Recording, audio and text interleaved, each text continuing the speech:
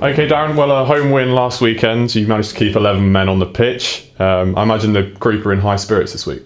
Yeah, it's always easier when you win a game. It makes the weekend a lot easier, that's for sure. So it was a welcome win at home. Probably should have been a bit more comfortable than what it was. About 4 goals, could have had a lot more.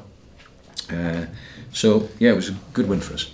And this time last week you were saying how Matty Godden could go on a run. Here we are, he scored 2 goals. Is a challenge for him now to keep that run going? Yeah, as a striker, he hadn't scored for a while, but we kept the belief. I kept having chats with him as a staff. And I had a feeling he might get a goal, and he's obviously proved that. 2 goals in 10 minutes. And he was unlucky, actually, with the third one. It was ruled offside. It actually is onside, so he could have had a hat-trick. But no, I was delighted with his movement. He has got very good movement. The players behind him know his movement very well, so he's always playing on his shoulder. So I was delighted for the boy because he needed that little bit of a lift. He's got a smile on his face now.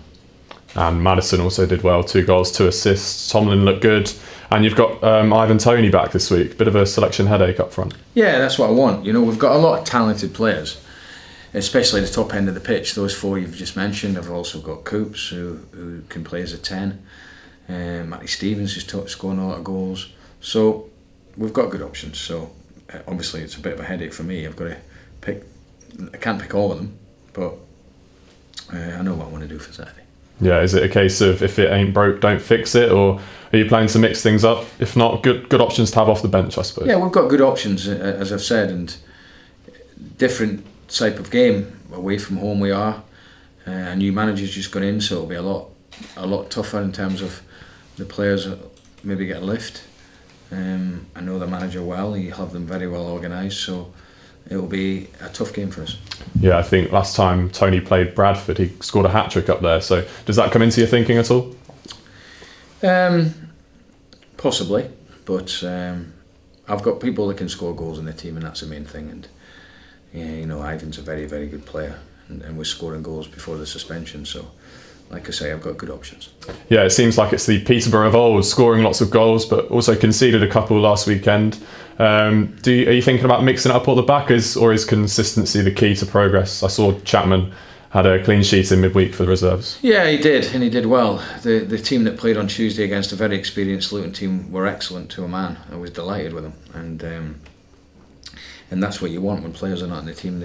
When they got opportunities to play in games, they need to do well, and Chappie did very well. Connor's obviously made a mistake for the second goal. Taft's obviously made a mistake for the first. But we looked at that on Monday morning. We looked at certain areas we weren't too happy with the shape of the team. So we worked on it this week, and hopefully there's an improvement. We've got different shapes to us and that we can play, and the players are getting accustomed to that now. But whatever way we play, it's pure and simple at this stage of the season. We'll try and win the game, and that's all it comes down to. Yeah, how's your team looking as a whole? Any injuries at all? No. Everyone's fine. What about Sariki Dembele? How's he doing at the moment? Very good. He's way ahead of schedule. He's running. He's doing twisting and turning.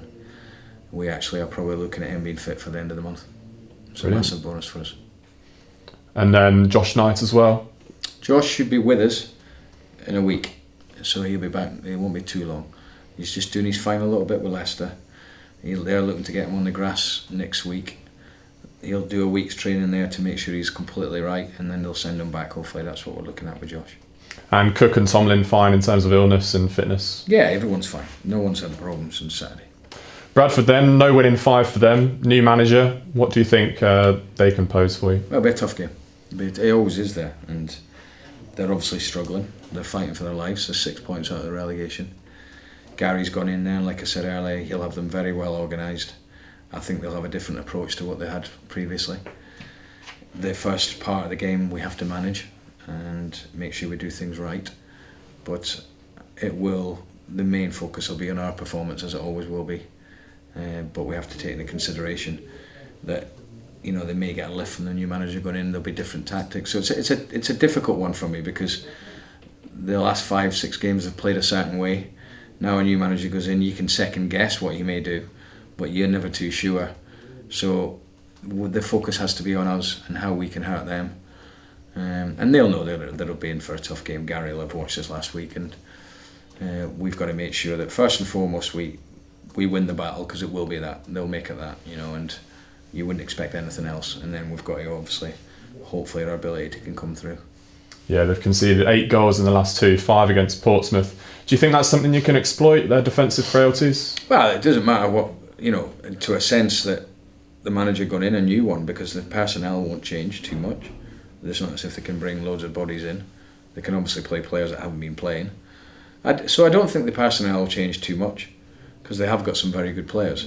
What I think may change is a formation, and I think they'll be very well organised.